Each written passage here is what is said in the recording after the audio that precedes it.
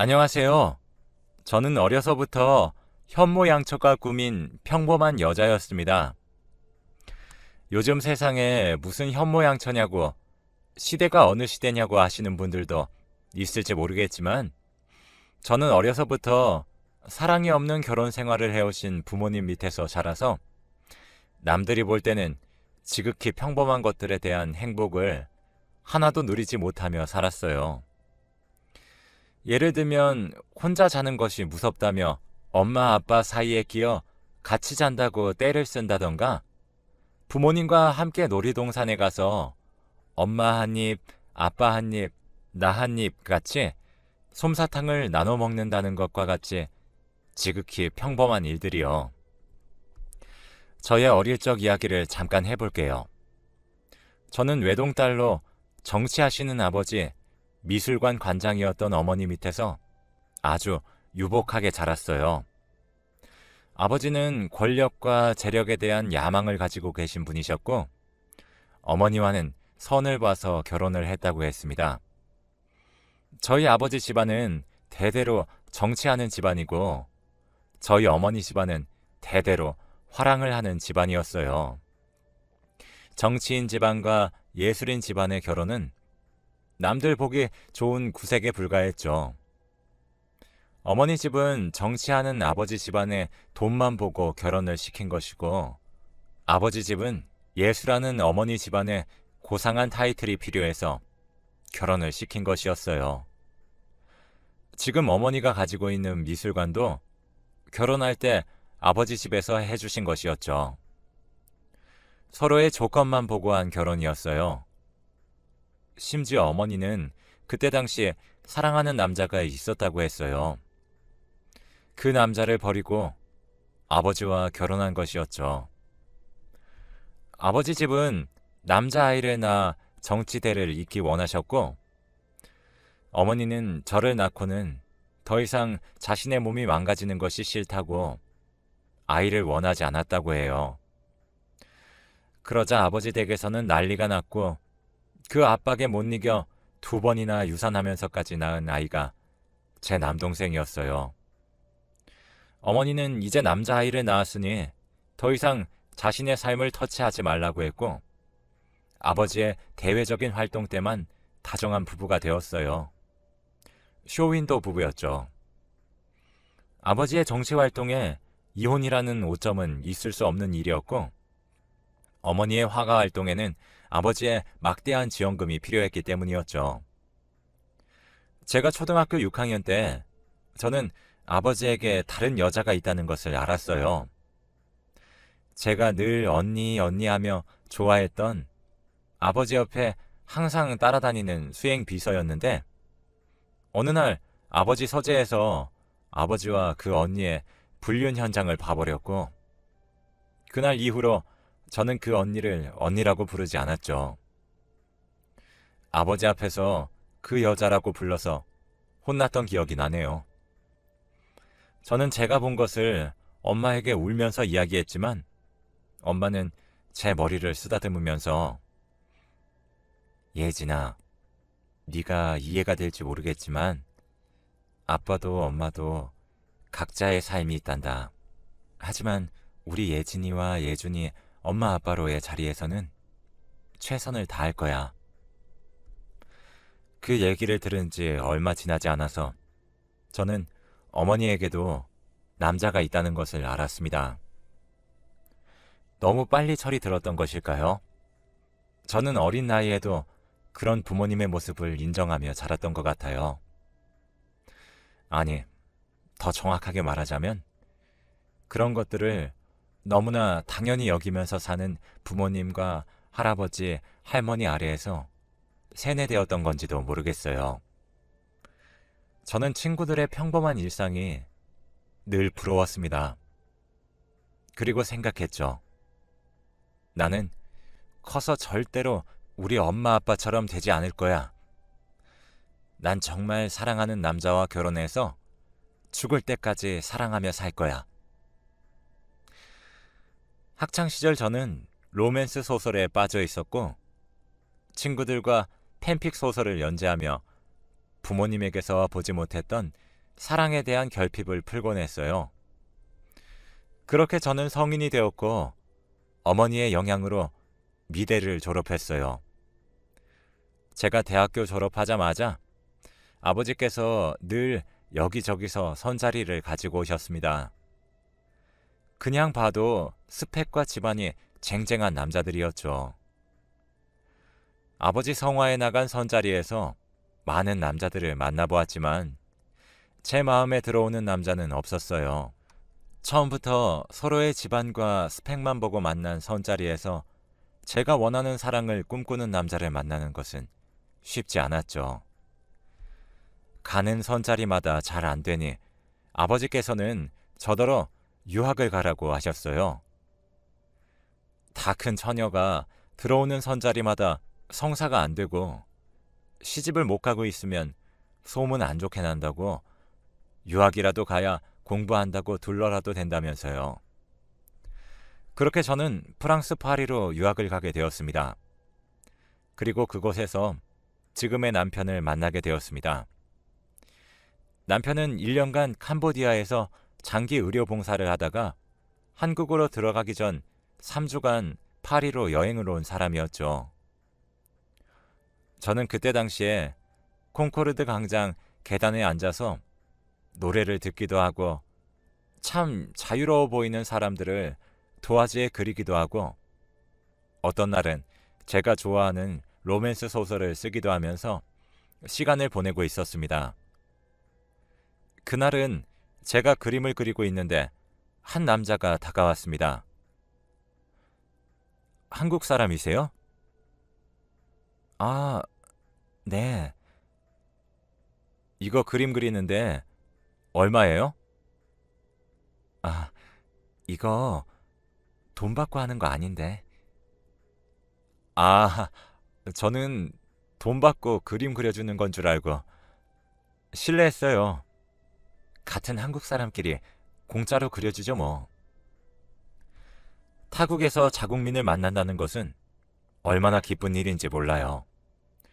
심지어 유학생활 1년 동안 무료했던 제 삶에 그 남자의 등장은 봄을 맞이하는 따뜻한 봄 같았죠. 우리는 서로 첫눈에 반했고 운명처럼 서로에게 끌렸어요. 소울메이트를 만난 기분이었죠. 우리는 매일 24시간이 부족하리만큼 붙어 있었고 저는 그 사람에게 해외 의료 봉사를 하며 그곳에서 만난 순수한 영혼들 이야기를 듣는 것이 좋았었죠. 그 얘기를 할 때 그 사람의 아이 같은 모습과 맑은 눈동자가 좋았습니다. 정말로 사랑이 많고 정이 많고 따뜻한 사람이라는 것을 느낄 수 있었죠. 야속하리만큼 3주라는 시간은 쏜살같이 지나갔어요. 저는 아직 1년이라는 유학 생활이 남아 있었기에 우리는 1년 뒤 한국에서 만나자고 약속했죠. 서로의 사랑을 확인했고 서로의 사랑이 변치 않을 것이라 여기며 우리는 그렇게 헤어지게 되었습니다. 그때부터 우리는 메일을 주고받으며 서로의 사랑을 확인했고 서로가 보내는 하루의 일상을 공유하며 몸은 떨어져 있지만 항상 함께하는 것 같았어요. 남편은 한 달에 2번은 손편지를 적어서 보내줄 정도로 자상하고 섬세한 사람이었어요. 그렇게 1년이 지나고 저는 한국으로 돌아왔습니다. 제가 귀국해서 처음으로 만난 사람은 당연히 남편이었어요. 우리의 사랑은 변함이 없었고 우리는 결혼을 약속했습니다. 저는 어렸을 때부터 꿈꿔왔던 현모양처처럼 살고 싶다고 했고 남편은 제가 하고 싶은 일을 해도 좋고 제가 원하는 대로 집에서 내조만 해도 좋다고 했어요. 제가 어떤 모습이든 저를 사랑한다고 했죠. 하지만 아버지께서는 우리의 결혼을 반대하셨어요. 남편은 치과 의사였지만 남편의 부모님께서는 작은 시골에서 농사를 지으셨거든요. 개천에서 용된 놈이랑 결혼하지 말거라. 그놈 주변은 다 개천일 뿐이야. 아버지께서는 남편을 보고 싶지도 않아 하셨어요. 저는 밤낮으로 울면서 딱 한 번만 만나달라고 애원했었죠. 그런 저를 보며 어머니께서는 아니, 왜 사람을 만나보지도 않고 판단해요? 우리 예진이는 나처럼 돈 보고 결혼 안 해도 되잖아요. 애가 뭐가 부족해? 잘난 아버지 덕에 돈이 없어, 빽이 없어. 다 가졌는데 그냥 지가 좋아하는 사람한테 보내요. 사랑 없이 사는 거 우리 하나면 충분하잖아요. 어머니께서는 한평생 남편으로부터 사랑받지 못하고 무늬만 부부였던 지난 날을 돌아보시며 하나밖에 없는 딸은 정말 사랑받으며 살기를 바라셨어요. 예진아, 너는 엄마처럼 살지 마.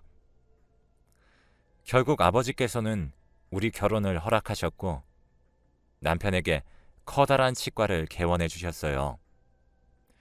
남편과 저를 위해서가 아닌 남들 시선을 의식해서였죠. 아버지께서는 남들이 사위 뭐하냐고 물어보면 내가 할 말이 없어 할 말이. 그래도 번듯한 병원은 한 개 가지고 있다고 해야 체면이라도 살지. 이렇게 말씀하셨죠. 평생을 남들 시선을 의식하면서 사시는 아버지도 지금 생각해보니 참 힘든 삶이었다 싶네요. 어쨌든 저희는 결혼을 했습니다. 신혼생활은 너무나 행복했어요. 저는 제가 꿈꾸던 사랑하는 남자와 결혼했고 사랑받는 아내가 되어서 남편을 위해 식사를 준비하고 남편의 셔츠를 다리고 남편의 넥타이를 골라주는 것이 행복했어요. 저는 일주일에 한 번 시댁에 가서 시부모님께 인사를 드렸습니다. 시부모님께서는 저를 굉장히 예뻐하셨죠. 우리 도훈이가 장가를 잘 갔어. 어디 가서 이런 복덩이가 들어왔는지. 아가, 이렇게 자주 안 와도 된다. 거리도 먼데 네 몸이라도 상하면 어쩌려고 그러냐. 우리는 신경 쓰지 말고 너희 둘이 잘 살아. 시부모님은 좋으신 분들이었어요. 그런데 저는 두 분이 힘들게 농사를 지으시는 게 항상 마음에 걸렸습니다. 제가 갈 때마다 아버님의 기침이 더 심해지는 것 같았고 햇볕에 그을린 어머님은 나이보다 훨씬 늙어 보이셨죠. 그렇게 두 분을 뵙고 오는 날이면 좋은 외제차에 에어컨 빵빵하게 틀고 다니는 제가 괜히 죄송했어요. 그래서 한 번은 남편에게 여보, 어머님 아버님 너무 힘들게 일하시는 것 같아. 자기 공부시키느라 고생만 하셨잖아. 농사 그만하시고 우리가 모시고 사는 건 어때? 라고 물었더니 남편은 당신 마음은 알겠는데 부모님이 원하지 않으실 거야. 항상 신경 써줘서 고마워. 여보, 그럼 힘든 농사는 그만두시고 두 분 전원 생활하게 우리가 좀 도와드리면 어때? 매달 생활비 보내드리는 것만으로도 너무 감사해 하시는 분들인데 내가 아빠한테 말씀드려 볼게. 평택에 있는 전원주택, 거기에 아무도 쓰는 사람도 없는데 어머님 아버님 거기로 모신다고 말씀드리자.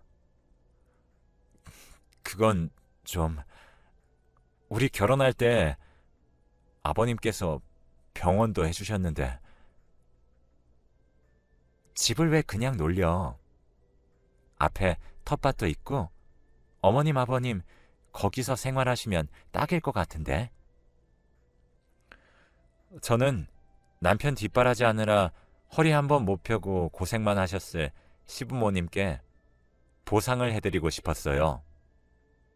그래서 아버지께 말씀드려 평택에 있는 크진 않지만 두 분이서 살기에 적당한 전원주택에 살게 해드렸어요. 남편도 시부모님도 끝까지 싫다고 하셨지만 그래야 제 마음이 편하다고 설득했습니다. 그런 저를 보며 아버지께서는 남자 잘못 만나서 늙은 시부모까지 업고 산다며 막말을 하셨어요. 그러든지 말든지 저는 행복했습니다. 남편은 매일 저더러 천생 여자라며 천사라며 당신을 만난 건 내 인생 최고의 선물이라는 말을 자주 해줬어요.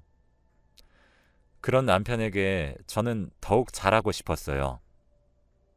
제가 가진 걸 다 주고 싶었고 그것은 모두 사랑하기 때문에로 설명이 되었죠. 남편은 하루에도 수십 번씩 나 정말 결혼 잘한 것 같아 라는 생각을 들게 해주었어요.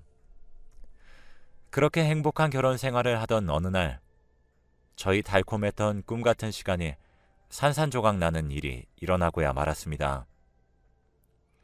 그날은 남편이 회식으로 집에 늦게 들어온 날이었어요. 남편은 술에 취해서 들어왔고 씻지도 못한 채 거실 소파에 누워버렸어요. 무슨 술을 이렇게 많이 먹었나 싶어 남편의 양말을 벗겨주는 그때 남편의 폰에 알림이 울렸습니다. 메시지인가 싶어 핸드폰을 봤는데 잠금 화면에 어떤 어플의 숫자가 80개씩이나 떠 있더라고요. 저는 그게 무슨 어플인지 몰랐기에 메일인가 싶어 대수롭지 않게 넘겼어요. 며칠 후 남편이 집에 노트북을 놔두고 왔는데 병원으로 가져다 줄 수 있냐고 했습니다. 서재에 갔더니 책상 위에 남편이 쓰는 노트북이 있더라고요. 노트북이 켜져 있기에 끄고 가지고 가려고 하는데 바탕화면에 며칠 전 남편의 폰에 떠있던 어플에 바로가기가 있었어요. 이게 뭔가 싶어 클릭했더니 로그인이 되어 있더군요. 그것은 남녀 채팅 커뮤니티였습니다. 심심한 30대 들어오세요. 오늘 당장 가능한 사람 들어오세요. 돌싱끼리 진솔한 대화 등등 대화방의 제목을 보고 저는 충격을 받았습니다. 남편이 왜 이런 걸 하는 거지? 순간 머리가 하얗게 되면서 손이 덜덜 떨렸어요. 저는 남편의 프로필에 들어가 보았습니다. 닉네임 초코송이라는 닉네임을 보는 순간 숨이 턱하고 막히더군요. 결혼 초 남편이랑 미용실에 머리를 자르러 갔는데 원장님이 남편에게 정말 잘 어울릴 거라면서 머리를 자른 적이 있는데 그 모습이 마치 초코송이 같아서 제가 막 놀려댔었죠. 저와의 추억을 파렴치한 곳에서 팔고 있는 모습에 정말 피가 거꾸로 치솟았습니다. 프로필 속에는 30대 초반 치과의사, 유부남, 알고 만나는 편안한 만남 추구. 그때부터 심장이 콩닥콩닥 되는데 정말 주체할 수가 없더라고요. 본인이 유부남인 것까지 밝히면서 이런 짓거리를 당당하게 하다니요. 심호흡을 하고 프로필 옆에 있는 쪽지함을 열었습니다. 묻 여성들과 남편이 주고받은 수많은 쪽지들이 있었어요. 저는 그 자리에 앉아서 남편이 나누었던 모든 대화의 현장을 보았습니다. 한 여성과의 대화에서 남편은 그 여자와 술 약속을 잡았고 낯뜨거운 대화들이 오고 가고 있었어요. 날짜를 보니 며칠 전 회식한다고 늦은 그날이더군요. 저는 배신감에 눈이 뒤집혔고 애써 침착하며 다른 쪽지함들도 모두 읽어보았습니다. 그 커뮤니티 속 남편은 제가 알던 남편이 아니었어요. 자상하고 섬세하고 마음 약한 저밖에 모르는 애처가의 남편 모습은 어디에도 없었어요. 직설적이고 성적 욕구가 강했고 퇴폐적인 남자였습니다. 눈물이 났고 믿을 수가 없었습니다. 내 모든 것을 다 주고도 부족했던 너무나 사랑하는 내 남편의 두 얼굴. 당장 찾아가서 따지고 싶었습니다. 도대체 이게 뭐냐고, 어떻게 나한테 이럴 수가 있냐고. 그 순간 아버지의 말이 떠올랐습니다. 남자는 배부르고 등 따뜻하면 다 한눈 판다. 그 인간이라고 안 그럴 것 같으니? 사랑이 밥 먹여준다더냐? 네가 말하는 그 사랑이 영원할 것 같으냐?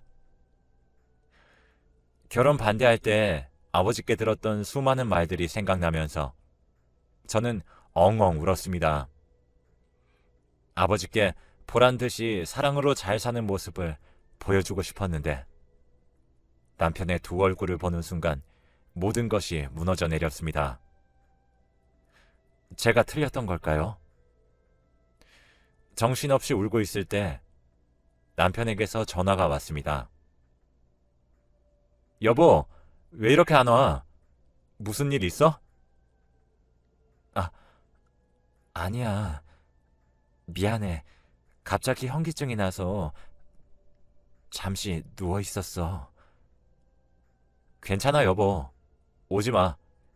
내가 지금 집으로 가지러 갈게. 저는 말도 안 되는 대화들을 보면서도 이 상황을 믿을 수가 없었어요. 제가 걱정되어 지금 당장 집으로 온다는 남편을 믿고 싶었어요. 남편의 진심을 알고 싶어서 그래서 저는 그 커뮤니티에 가입을 했습니다. 그리고 남편의 아이디를 검색해서 쪽지를 보냈죠. 1시간이 지났을까? 남편에게서 답장이 왔어요. 지금 채팅 가능. 그렇게 두 얼굴인 남편과의 채팅이 시작되었습니다. 우리는 매일 채팅을 해서 누구보다 남편에 대해 잘 알고 있었던 저는 좋아하는 취미, 좋아하는 음악, 좋아하는 영화까지 모두 남편의 성향대로 맞추며 남편으로 하여금 정말 대화가 잘 된다며 이렇게 잘 맞는 여자는 처음이라는 소리를 들었습니다. 그렇게 남편과 하루에 몇 시간씩 채팅을 했고 언제부턴가는 자신의 고민을 털어놓기도 했죠. 그 고민 중에는 수치심을 느낄 정도의 내용도 있었어요. 그 정도면 이혼감인데? 에이, 이혼은 절대 안 되지. 이제 내 돈줄인데. 남편은 결혼할 때 처가댁에서 병원을 해줬다부터 차와 집도 다 처가댁에서 해주었고 자신의 부모님 집까지 지금 뜯어놓은 상태라고 했어요. 뜯어놓은 상태. 어이가 없었습니다. 제가 돈줄이었습니다. 아내랑은 어떻게 만났어요? 남편은 자신의 이야기를 굉장히 오랜 시간 해주었어요. 가난한 농부의 아들로 태어나서 가난에서 벗어나는 방법은 출세하는 길밖에 없다고 생각해서 미친 듯이 공부를 했어요. 치대에 합격했는데 졸업하고 잘 나가는 집 애들은 부모님이 병원도 개원해 주시기도 하고 유학 가서 공부를 더 하기도 했죠. 가난했던 저는 의료봉사 1년을 가면 교수님 추천으로 내가 원하는 병원에 들어갈 수 있다고 해서 1년 봉사를 갔어요. 한국으로 돌아가기 전에 처음으로 여행을 가보자 해서 아끼고 아껴 모은 돈으로 프랑스 파리를 갔죠. 돈이 없던 저는 먹을 것도 제대로 못 먹고 허름한 곳에서 잠을 자야 했죠. 그래도 프랑스 파리에 있다는 것만으로 위안을 삼았어요. 거기서 지금의 아내를 만났어요. 한눈에도 부잣집 딸이라는 것을 알 수 있었죠. 어렵게 자란 저와는 달리 뭐든지 과감하고 걱정이 없는 아내의 모습이 신기했어요. 그때 당시 저는 한국에 결혼할 여자가 있었기에 그냥 한순간 불꽃놀이처럼 즐겼고 저는 한국으로 돌아왔어요. 그리고 아내는 잊혀갔어요. 그냥 한날의 꿈 같은 거였죠. 그런데 한국으로 돌아와 다시 가난한 현실을 마주하니까 문득 아내가 생각났어요. 아내와 주고받은 메일에서 아내 부모님이 이름만 대면 다 아는 사람이라는 걸 알게 되었고, 알아보니 제가 생각한 것 이상으로 아내의 집은 부자였어요. 내 출세길은 그 여자밖에 없겠다 생각이 들더라고요. 이 여자를 잡아야겠다는 생각에 저는 8년 사귄 여자친구를 버렸어요. 남편의 이야기를 듣는데 눈물밖에 나지 않았어요. 아, 이 남자는 내 돈을 사랑했던 거였구나. 나를 사랑하지 않는구나. 출세를 위해 결혼을 약속한 8년이나 사귄 여자를 버릴 만큼 잔인한 남자였어. 저는 소름이 다 끼치더군요. 그래서 결혼에 성공하셨나요? 아, 사랑밖에 모르는 여자가 세상에서 제일 쉽죠. 난 너밖에 몰라. 당신만 있으면 돼. 이것만 해주면 되거든요. 웃고 있는 저 남자는 더 이상 제가 사랑하는 남자가 아니었어요. 저는 복수하고 싶었어요. 저를 이용한 대가, 사랑 없이 결혼한 대가를 치르게 하고 싶었어요. 저더러 이곳에서 만난 여자들이랑은 다르다면서 지금까지 여기에서는 의미 없는 하룻밤을 원하는 사람들밖에 없었는데 이렇게 대화가 잘 통하는 사람을 만나니 기쁘다고 하더군요. 누구에게도 얘기하지 못했던 진짜 자신의 속마음을 다 얘기할 수 있어서 후련하고 제가 너무 편하다라나 뭐라나요. 제가 자기 인생의 쉼터 같답니다. 고해성사 같답니다. 하지만 양심의 가책은 없었어요. 아내가 저희 부모님께 전원주택을 해주자고 했을 때 저희 부모님은 한사코 거절했지만 그건 다 예상된 시나리오였어요. 저희 부모님께 아내가 집에 가면 더 힘든 척하며 농사일이 고된 척하라고 했죠. 사실 그때 부모님은 농사를 짓고 있지도 않았어요. 처가에 놀고 있는 전원주택이 있다는 걸 알고는 저희 부모님께도 그 집 얻어내야 하니 연기를 잘 하라고 했었어요. 착한 아내는 덥석 잘도 물더군요. 부잣집 며느리 얻어서 저희 부모님도 편하게 살아요. 인생이 이렇게 쉬운 거더라고요.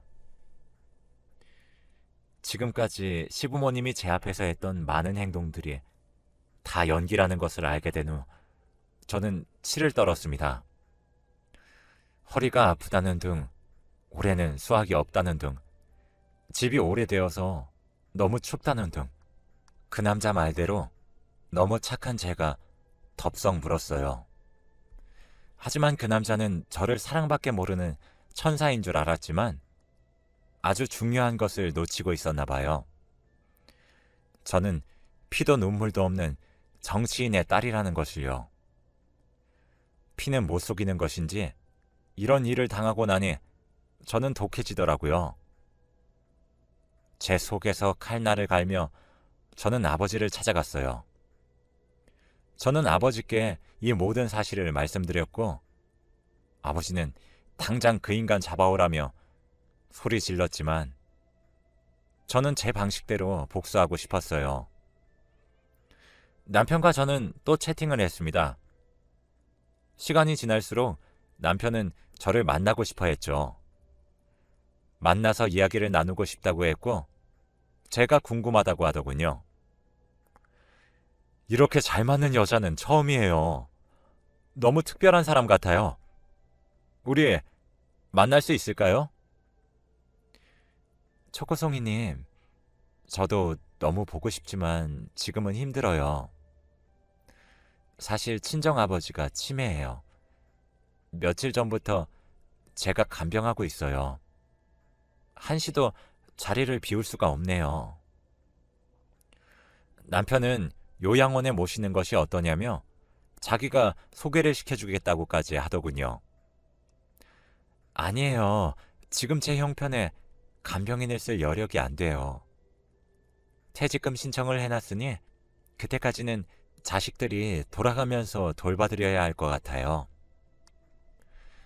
저는 구구절절 가난했던 어릴 적 이야기와 하고 싶은 것도 제대로 하지 못하고 컸던 이야기, 그래서 마음이 늘 외로웠는데 당신과 채팅하면서 너무 위로가 되었다는 등등 우는 소리를 했어요.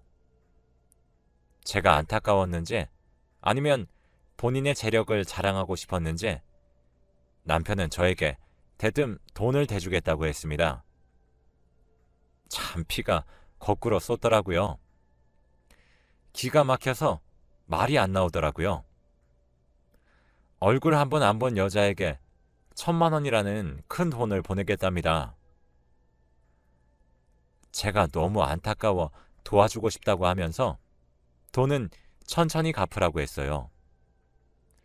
실제로 온라인상에서 사랑의 감정을 이용해서 이런 사기를 치는 사람이 있다고 들었을 때 이런 거에 누가 속냐면서 웃었는데 바보같이 그런 피해자가 남편이 될 줄은 몰랐네요. 며칠 뒤 저는 친정집으로 남편을 불렀습니다.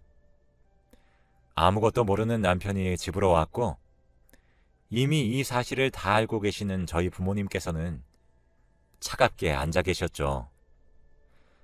남편의 인사도 받지 않은 채 소파에 팔짱을 끼고 앉아 계셨어요. 남편은 어리둥절해하며 저를 바라보았죠. 조금 있으면 당신 부모님도 오실 거야. 우리 부모님이 왜? 무슨 일 있어? 무슨 일? 어떤 여자가 당신과 나눈 대화라며 나한테 이걸 보내왔네? 저는 그동안 저와 남편이 나눈 채팅 내용들을 프린트해서 남편에게 던졌습니다. 남편의 얼굴은 사색이 되었고 바로 무릎을 꿇으며 여보, 오해야. 여보, 내 얘기 좀 들어줘. 이 여자 돌아버린 여자야. 채팅을 했던 것은 사실이지만 이건 다 조작된 거야. 그 여자가 내용을 다 조작했어. 나는 맹세코 이런 대화를 한 적이 없어. 여보, 믿어줘. 이 여자가 우리 사이를 갈라놓으려고 다 조작한 거라고. 이 여자 만난 적이 있어? 아니야. 여보, 절대로 없어. 그냥 인생 상담을 해준 것 뿐인데 이 여자가 내용을 이런 식으로 다 바꿔서 당신한테 보낸 거야. 못 믿겠으면 3자 대면을 해. 3자 대면? 그거 좋네. 여보세요. 초코송이님. 내가 바로 그 돌아버린 여자야. 남편은 어안이 벙벙해져서 아무 말도 잊지 못했어요. 믿을 수 없다는 표정이었죠. 그동안 재밌었니? 내 돈 가지고 인생 쉽게 사니까 재밌었어? 아니, 여보, 그게 아니라. 듣고 계시던 아버지께서 자리에서 일어나시며 오늘 당장 병원에서 나가게 라고 말씀하셨더니 아버님, 아니 그게 무슨 말씀이세요? 아버님, 한 번만 용서해 주세요. 지금 그 병원에서 제가 안 나가면 병원 안 돌아가는 거 아시잖아요.